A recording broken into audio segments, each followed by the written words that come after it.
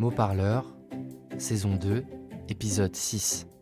Nous sommes à la médiathèque, au 3e étage de la maison des adolescents de l'hôpital Cochin. Dans cet épisode, vous entendrez Sélénia et Paul. Ils et elles se sont réunis au printemps 2024 lors de plusieurs ateliers animés par Guillaume Retz afin de lire et commenter des extraits du livre Ne t'arrête pas de courir de Mathieu Palin. paru aux éditions L'Iconoclaste. Ensemble, ils et elles ont donné voix à cette œuvre. Mots parleurs est une série d'ateliers de lecture à voix haute avec la participation d'adolescents et d'adultes à l'hôpital partout en France. Pour cette 2e saison, le projet Mots parleurs fait entendre des œuvres de littérature française en lien avec la question du corps, thématique inspirante des Nuits de la lecture 2024. Ce projet est une création originale du Centre national du livre en partenariat avec l'assistance publique Hôpitaux de Paris. Bonjour. Bonjour. Bonjour Célia. Bonjour. Bonjour. Anna. Bonjour.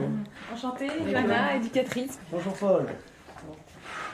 Ok, alors on va démarrer aujourd'hui notre séance. De quoi ça parle? Qu'est-ce qu'on travaille là depuis un petit moment? Alors c'est l'histoire donc, d'un journaliste qui vient dans une prison rencontrer donc, un prisonnier au parloir. Au début du livre, c'est un petit peu l'introduction de sa rencontre, ses appréhensions, et je trouve qu'on se met vachement dans la peau du personnage puisqu'il parle à la première personne. Donc ensuite, il rencontre le prisonnier. Et en fait, il va mettre en lien sa vie de journaliste avec celle du prisonnier, puisqu'ils sont de la même époque. Il dit souvent, quand nous rentrons au collège, par exemple, à la même date, puisqu'ils ont le même âge. Et en fait, il va donc parler avec ce prisonnier-là pour un petit peu retracer sa vie, son vécu, pourquoi il est il est arrivé aujourd'hui en prison. Et donc, on apprend que ce personnage... il était champion de course, il était très, très fort en athlétisme. Et en fait, il avait une vie double parce qu'à côté, la nuit, il volait parce qu'il n'avait pas assez d'argent. Et en fait, il est tombé dans ces travers de vol très, très tôt, à 4-5 ans. Et donc, on apprend sa vie, sa double vie, en fait, qui est très intéressante, le grand sportif qu'il était. Et en fait, en parallèle, sa carrière de voleur... vraiment depuis toujours, qu'il le suit dans sa vie en fonction de ses problématiques, que ce soit des problèmes d'argent, tout ça. Donc c'est ça qui est intéressant de voir aussi la vie du journaliste, c'est vraiment un dialogue en fait. Il y a des fois on va rentrer plus dans la vie de ce sportif-là, de voleur, dans des passages de sa vie vraiment profondément, et des fois on va avoir le dialogue avec le journaliste qui donne son avis et qui se compare à lui aussi. Page 14. Alors Paul, donc tu vas pouvoir nous lire la lettre que Mathieu Palin, le journaliste, a envoyée à Toumani Coulibaly. Et ce journaliste est tombé sur un article de presse où il s'est rendu compte que cet homme était sportif de haut niveau, mais également voleur, cambrioleur la nuit. Il s'est fait arrêter, il est en prison, et Mathieu décide de lui envoyer une lettre pour prendre contact avec lui. Toumani Coulibaly, allée des Tuyas, 94 260, Fresnes. Cher monsieur Coulibaly, on a le même âge, on a quasiment grandi au même endroit. Ris-orangis pour moi. Et si on se croisait, dehors, on se tutoierait sûrement. Mais on ne se connaît pas, alors je vais dire vous. Mon père était sprinter à Montgeron. Petit, trapu, explosif, il jaillissait des blocs. Mais ses jambes courtes l'handicapaient ensuite, il perdait en vitesse. Il était spécialiste du 60 mètres. Le 100, pour lui, c'était déjà trop long. Il n'est jamais devenu champion de France, mais il a un record en 7,2 secondes qui n'est pas dégueulasse. Moi, je ne suis même pas vraiment rapide. Je joue 6 au foot, le type qui court longtemps. Mais je sais que le tour de piste est la pire des distances. Il faut être à fond tout en gérant l'effort.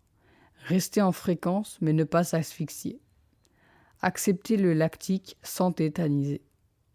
C'est un sport de chien qui vous fait vomir à l'entraînement et n'offre rien à part des souvenirs et des coupes qui prennent la poussière. On n'y gagne pas sa vie. Je m'appelle Mathieu Palin. Je suis journaliste. Je ne veux pas vous faire chier. Je sais simplement, parce que j'ai passé ma vie à Ris, Évry, Grigny, Corbeil, qu'il y a des choses que les journalistes ne peuvent pas comprendre. This is la peste a fait une chanson là-dessus. Le banlieusard syndrome. Une histoire de spirale du mec de Tess, le truc qui fait qu'on a beau chercher à s'enfuir, le quartier nous rattrape. Je sais que ce n'est pas facile, et que s'entraîner dans une promenade à Fresnes est un non-sens. Mais j'aimerais vous rencontrer. Je ne suis pas psychologue, mais je pense que je comprends. C'est bien. Qu'est-ce qui t'a plu, toi? Est-ce qu'il y a vraiment quelque chose qui t'a marqué dans ces séances sur le texte? Moi, ce qui m'a marqué, c'est notamment la lettre Qui suis-je du prisonnier qui se décrit très négativement. Et on nous a expliqué que c'était un avis des psychiatres qui lui ont en fait posé des mots assez forts sur lui et sur sa personnalité, alors qu'au fond, peut-être que ça ne le représente pas vraiment. Et aussi le fait que ce soit inspiré d'une histoire vraie quand même, c'est intéressant je trouve. On n'imagine pas forcément ça quand on voit des grands sportifs par exemple à la télé qui puissent être voleurs la nuit, enfin, c'est quelque chose qu'on n'imagine pas, donc c'est intéressant aussi que ce soit une histoire vraie en fait. Qui suis-je ? Je suis insaisissable. Derrière mon sourire et mes attitudes gentilles, il ne faut surtout pas qu'on gratte trop le vernis, parce que je crois que je suis un monstre sans cœur. Je veux toujours faire bonne impression. Le regard des autres est important, je veux tellement plaire que je ne dis jamais non, même si je sais que ça va me mettre dans des histoires. Mais jamais je ne me battrai. Je n'aime pas la violence et je suis lâche. Les autres le savent vite et profitent de mes faiblesses. Je suis drôle, souriant, gentil et très immature. Mais dans le fond, je pense surtout à moi. Je suis manipulateur, hyper menteur et pas si gentil que ça.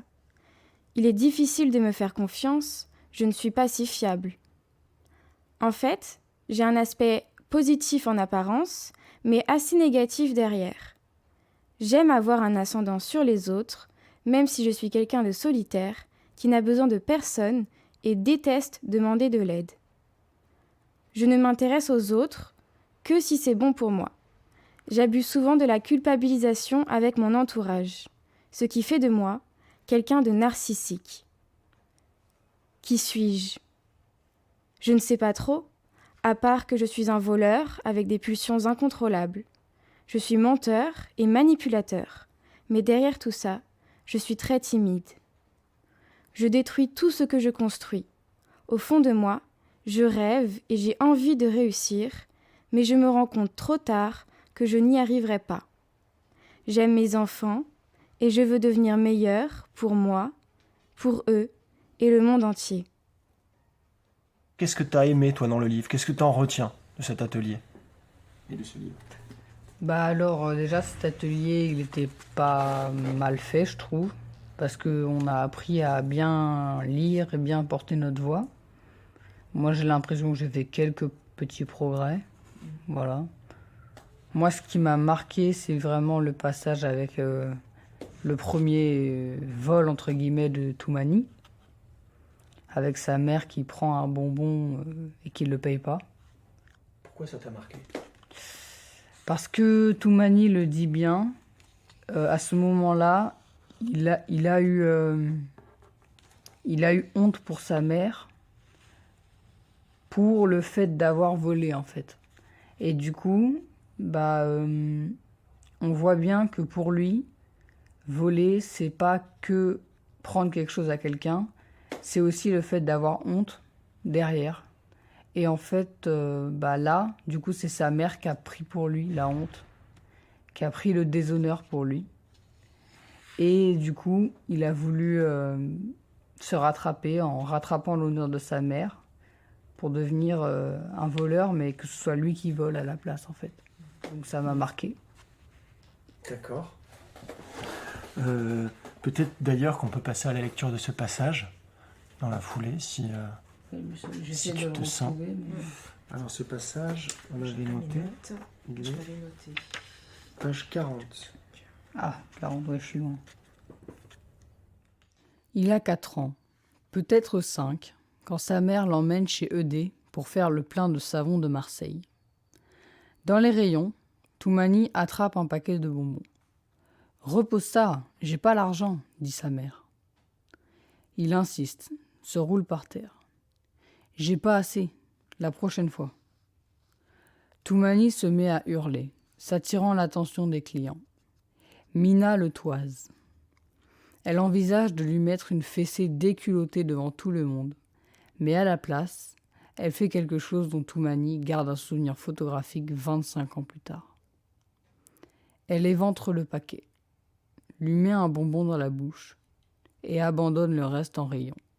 « Maintenant, je veux plus t'entendre. » Un type, la soixantaine, s'exclame, assez fort pour être entendu. « Ah bah, elle est belle, la France !» Il n'y a pas d'esclandre. Mina passe à la caisse et paye ses 30 savons à 2 francs pièce. Mais Toumani a parfaitement compris ce qu'a voulu dire cet homme. « Alors les Noirs, c'est comme ça que vous nous remerciez ?» Il pense que sa carrière de voleur débute là, quand, pour la première fois de sa vie, il a eu honte pour sa mère. Il aurait pu se promettre d'être riche et célèbre, de lui acheter une maison, une voiture, de lui mettre des billets dans les poches. À la place, il s'est dit « je volerai pour elle ».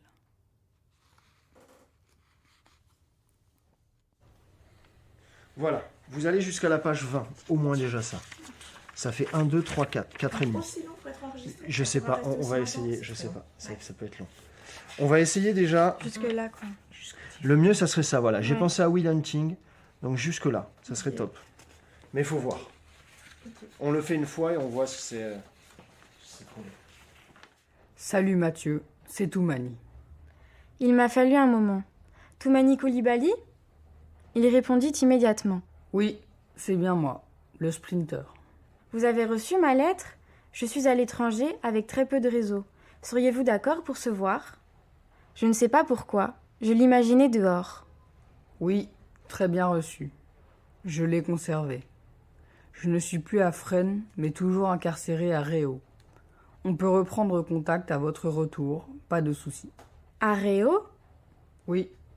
Comme j'ai pris un certain nombre d'années de prison, j'ai été transféré en centre de détention. Vous arrivez à vous entraîner ? Oh oui, je m'entraîne très très dur. Je n'ai jamais lâché le sport. Depuis le premier jour de mon incarcération, je m'entraîne sans relâche. Je cours autour d'un grand terrain de foot en synthétique qui fait 250 mètres. J'y ai accès tous les jours, pareil pour la musculation, je cours en promenade aussi. Le week-end, je fais du renforcement. Et d'autres sports aussi, de la boxe pour le cardio, volley pour la détente, yoga pour la gestion de mon souffle. J'ai repris mes études et obtenu mon BTS de comptabilité en juin dernier. Et je me soigne à travers les psys. Tout ça ? C'est dingue. Vous pensez que je pourrais obtenir un parloir ? Oui, je ne dépends plus du juge. Vous y aurez droit, je vous envoie les démarches à faire. Voilà comment je me suis retrouvée, ce mercredi, aux alentours de 8h45, à patienter dans une cabine de parloir du centre pénitentiaire du Sud francilien. Le silence vous apprend à entendre l'imperceptible. Une voix d'homme, le cliquetis d'un trousseau de clés, le poc-poc des chaussures de sécurité. Je tire sur mon jean, je me lève et reste là, les bras ballants, à attendre que la porte s'ouvre. Toumani Coulibaly entre en baissant la tête. Il est plus costaud que je le pensais. Un surveillant referme derrière lui. On se serre la main.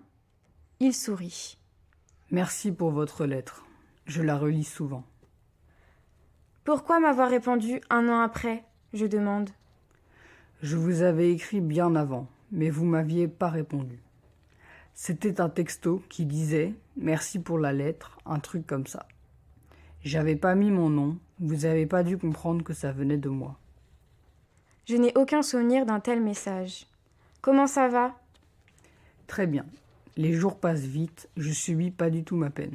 Vous pouvez sortir de cellule ? Vous faites quoi de vos journées ? Je suis tout le temps dehors. C'est un autre monde par rapport à Fresnes. Là-bas, on est les uns sur les autres. Cellule fermée, tu sors que pour la douche ou la promenade. Ça n'a rien à voir. Il a l'air en pleine santé. Vous mesurez combien, je demande. 1,92 m. Mon poids de forme, c'est 82 kilos. L'espace d'un instant, je n'ai pas su quoi répondre. J'ai repensé au sujet de conversation qu'on prépare en cas de blanc. Vous gagnez un peu d'argent ? Comment faites-vous pour cantiner ? Ah, au fait, oubliez les séries américaines. La cantine n'a rien à voir avec un réfectoire où les détenus en pyjama orange se battent à la fourchette. Chez nous, la gamelle est servie en cellule. On mange sur son lit, en regardant la télé. Non, la cantine, c'est le magasin général, l'épicerie au coin de la rue, l'endroit où vous achetez tout et n'importe quoi. Un ventilateur, des baskets, une paire de chaussettes, de la confiture, du Nutella, une console de jeu, des plaques pour cuisiner. Ça n'a l'air de rien dehors, mais en tôle, c'est vital. Je bosse à l'atelier. En ce moment, on trie des prospectus. Le tarif, c'est 3 € les 1000 fascicules. Si tu carbures bien, tu peux te faire 39 €. Avant, quand j'étais à Fresnes, je travaillais pas. Il y a trop de candidats là-bas. Ils donnent la priorité à ceux qui n'ont pas de soutien. Les indigents qui touchent jamais de mandat, qui n'ont personne dehors, pas de femme, pas d'amis. Votre femme, elle vient vous voir ? Chaque semaine, ouais. Il y a qu'elle qui a un permis. Et toi ? Ça m'a détendu de l'entendre passer au tutoiement. T'as des frères et sœurs ?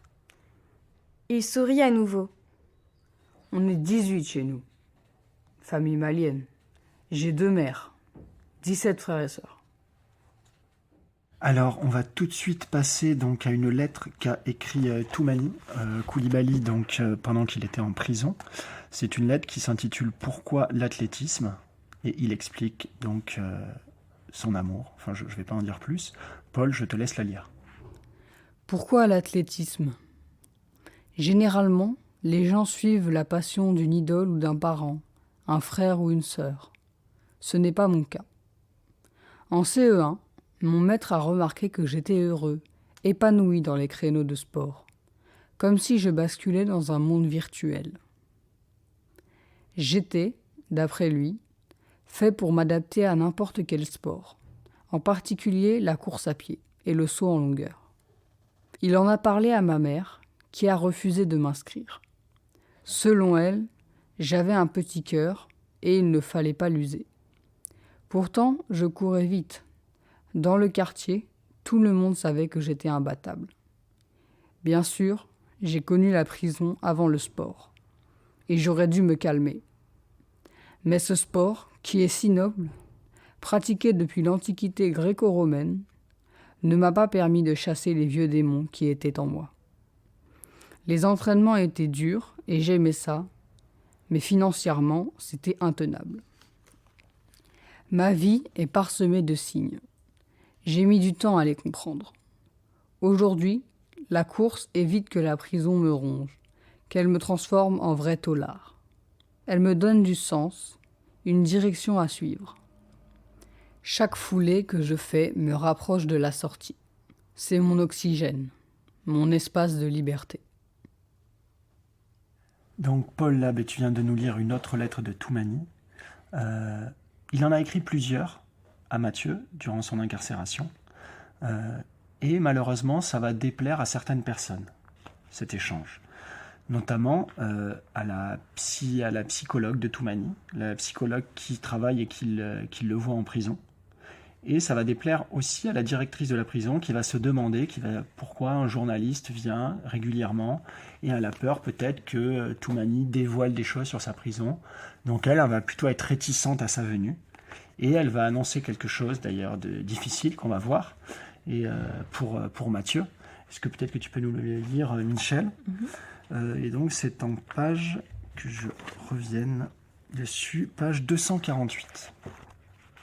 Objet : permis de visite de M. Coulibaly Toumani. Vous le sentez quand un courrier charrie une mauvaise nouvelle. En général, sur l'enveloppe, il y a le tampon des impôts, de la banque ou de votre assurance après un accident de voiture. J'ai ouvert le mail. Monsieur, je vous informe que votre permis de visite en faveur de M. Coulibaly Toumani est suspendu ce jour. Par conséquent, votre rendez-vous parloir est annulé. Un courrier vous expliquant les raisons suivra par la poste. Bien cordialement. Bureau de liaison interne et externe, BLIE. CP Sud-Francilien. Le Plessis-Picard, 77 558, Moissy-Crémaillère, CEDEX. J'ai rappelé la prison sur le champ. Une dame m'a dit « Ah, la suspension de permis ? C'est qu'il y a eu un incident. On ne suspend pas un permis pour le plaisir, hein ? C'est pas la loterie. » J'ai demandé à parler à un responsable. Qui avait rédigé ce mail ? Il y avait qui, bordel, derrière ce bureau de liaison interne et externe ? On m'a redirigé vers un homme très agacé, qui m'a lancé d'une voix de militaire « Le collègue est occupé, rappelez plus tard ». Au bout d'une demi-heure, je suis parvenue à joindre une femme à la voix sûre, une voix qui avait de l'aplomb, une voix qui connaissait le dossier. « Votre cas a été tranché ce jour à midi pile », elle dit. « Le courrier vous expliquant les raisons sera posté lundi. Vous le recevrez dans la foulée. Un courrier recommandé, oui. À la 3e page, vous aurez de la place pour le contradictoire. Mais quand même, vous avez bien une idée de la raison. Madame la directrice a décidé de suspendre votre permis après avoir pris connaissance d'une information. Vous avez 10 jours pour contester. » Merde, la psy. Je voyais personne d'autre. J'avais joué carte sur table et elle m'avait balancé. Et elle a fini par me le confirmer elle-même, par texto. « Bonjour Mathieu. Ayant fait part de notre échange téléphonique à ma direction au regard de mes obligations éthiques de loyauté et de transparence, la décision a été prise de suspendre votre PV. J'en ai tenu informer Monsieur Coulibaly de vive voix. J'ai bien reçu votre ouvrage, je vous en remercie et vous lirez avec attention. » Je me suis senti très con de lui avoir envoyé mon livre. Heureusement, Toumani avait son portable. Qu'est-ce que t'en penses, toi, de cet extrait, Paul ? Il est très fort, parce que c'est comme si je me mets à la place de Toumani. C'est bête, mais c'est comme si tu disais à un enfant, tes parents peuvent plus venir te voir. On dirait une punition, vraiment. Oui, c'est vraiment une punition. En fait, la raison, c'est que la directrice du service pénitentiaire a peur qu'ils disent des choses dont elle n'a pas envie, quoi. Enfin, peut-être qu'il va expliquer les conditions qui sont difficiles en prison. Et elle va aller plus loin. Donc là, je fais une petite ellipse dedans, dans le texte. Toumani, donc, Mathieu ne peut plus aller au parloir, ils ne peuvent plus se voir. Et Mathieu, lui, il va continuer, en fait, il va voir aussi une psychologue de son côté. Et cette psychologue va lui dire, mais faites attention à vous déjà, protégez-vous. Mais pourquoi vous aimez ça, en fait ? C'est quoi cette relation qu'il y a entre vous, entre ce détenu, ce sportif et vous ? Pourquoi vous faites ça ? Et lui, ça va le questionner. Donc il va continuer cette enquête jusqu'à un moment où il va devoir recevoir, puisqu'il y a toujours en toile de fond, la fin, c'est quand même le procès de Toumani. Et peu de temps avant son procès, il y a Toumani, tu vas voir, et on va le lire ce passage, qui envoie une lettre à Mathieu. Mais par contre, cette lettre, elle est différente. Tu vas la lire, et puis on en parlera un petit peu après. Mathieu, je t'écris sans rancœur, mais j'ai besoin, par respect pour notre amitié que je sais sincère et profonde, de te dire des choses importantes. Tu le sais, je ne sais pas dire non. Et ce défaut m'a déjà apporté beaucoup de soucis, y compris avec la justice. C'est pourquoi ce courrier est nécessaire pour me faire avancer. Il faut que je sache dire ce que je pense aux autres. Il faut que je m'affirme. Je n'ai pas osé te dire que tes visites toutes les semaines empêchaient mes enfants et ma femme de venir. La suspension du parloir m'a soulagée, car je n'arrivais pas à te demander d'espacer tes venues. Je n'ai pas osé t'expliquer clairement que le sport n'était plus ma priorité. Et au fur et à mesure de nos échanges, le sport est revenu dans ma tête. Pour mon avenir, je dois me concentrer sur ma famille et le travail, en finir avec la justice. Je n'ai pas osé te montrer mon mécontentement quand tu es allé à la rencontre de mon passé. Tu t'es immiscé dans mon intimité et je l'ai mal vécu. Mais tu vois, j'ai laissé passer. J'aurais dû te dire les choses clairement, car cela a semé le doute en moi. Même encore aujourd'hui, je ne sais pas le but final de nos échanges. Tu me parlais d'un livre, mais cela restait vague. Je ne suis pas prêt. J'ai encore beaucoup de travail à faire sur moi-même pour envisager un tel projet. C'est pourquoi, pour le moment, et je pense jusqu'à ma sortie, il faut mettre un terme à nos échanges. Il me faut du temps pour travailler sur cette difficulté qui me pourrit la vie. Je dois me concentrer à changer et m'affirmer sans crainte pour pouvoir me réinsérer et avoir une vie normale. J'ai eu un entretien avec la directrice et la psy, mais je tiens à te dire qu'elles ne m'ont influencé en rien. C'est ma décision. Le parloir restera suspendu définitivement. Je le réserve pour ma famille. Ton numéro de téléphone sera bloqué à partir du lundi 8 juin 2020. Je suis désolée d'avoir été lâche. Je sais aussi que je suis quelqu'un de bien, mais je sais qu'il me faut beaucoup travailler pour lutter contre des aspects de ma personnalité. Je tenais à te remercier pour ton amitié. Cette lettre me coûte énormément, mais elle m'est nécessaire. J'espère que tu comprendras ma démarche et que nous pourrons en reparler quand je serai libre, physiquement et mentalement. À la fin, en lettres majuscules, comme pour appuyer son libre arbitre, il écrit « C'est juste moi, Coulibaly Toumani ». Et toujours ce bonhomme en signature. Alors, Paul, qu'est-ce que tu penses de cet extrait ? Eh ben, la lettre est assez triste, je trouve. Qu'est-ce que tu trouves triste ? Je sais pas trop, en fait. Mais tu apprends que Toumani il faisait semblant pendant tout ce temps, en fait. Et bah, en fait, tu as l'impression que tu as un monde qui s'écroule, en fait, parce que tu as l'impression que tu connaissais pas vraiment cet homme. Et puis... Qui a cette impression-là, excuse-moi ? Bah, à la fois Mathieu Palin, j'imagine, et le lecteur. Parce que le lecteur, il devait avoir l'impression qu'il connaissait à peu près la personnalité de Toumani, et finalement, tu te rends compte qu'il faisait semblant depuis le début. Est-ce qu'il faisait vraiment semblant ? Bah, Il utilise un terme. Il dit toujours, il écrit, et d'ailleurs c'est une anaphore, « Je n'ai pas osé, je n'ai pas osé te, je n'ai pas osé te, je ne suis pas, tu vois ?» Oui, alors c'est vrai qu'il faisait pas forcément semblant au sens propre du terme, mais il faisait quand même...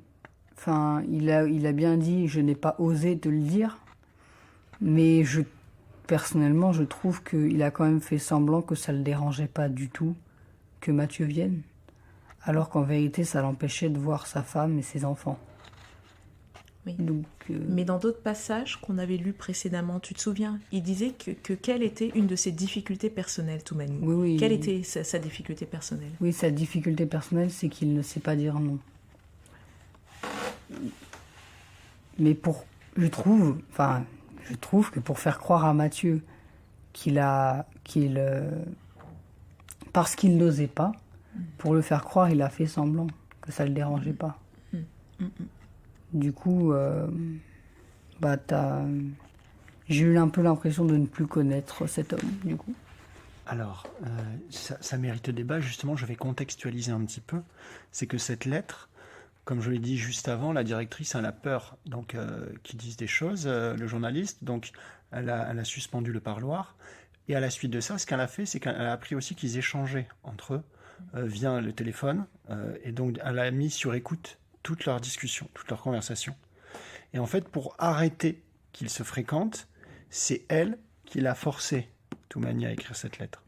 Mais dedans, Mathieu, ce qu'il a pensé, c'est qu'il y a tellement de vrai, comme tu dis, il y a tellement quelque chose d'une sincérité, que même si il a été contraint d'écrire ça, peut-être qu'il y a du vrai quand même dedans. Et peut-être qu'il y a des choses, il se permet, sous couvert d'un mensonge, de dire d'autres choses. Tu vois ? Donc c'est pour ça que cette lettre, elle est un peu ambiguë.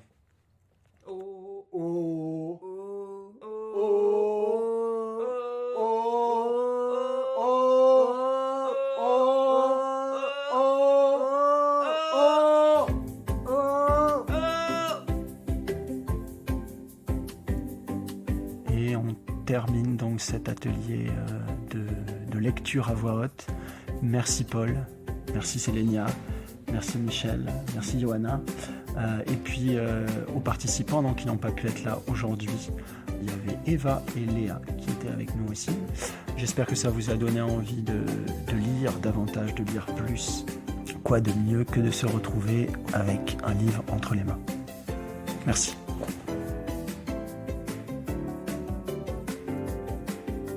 L'épisode que vous avez écouté a été réalisé par des patients et personnels de la Maison de Solesnes, rattachés à l'hôpital Cochin de l'AP-HP situé à Paris, accompagnés par Guillaume Retz, Michel Salifou et Johanna Fall. Voix du générique, Solal Biget-Logre, finaliste 2023 du concours Si on lisait à voix haute. Prise de son et montage, Benoît Artaud.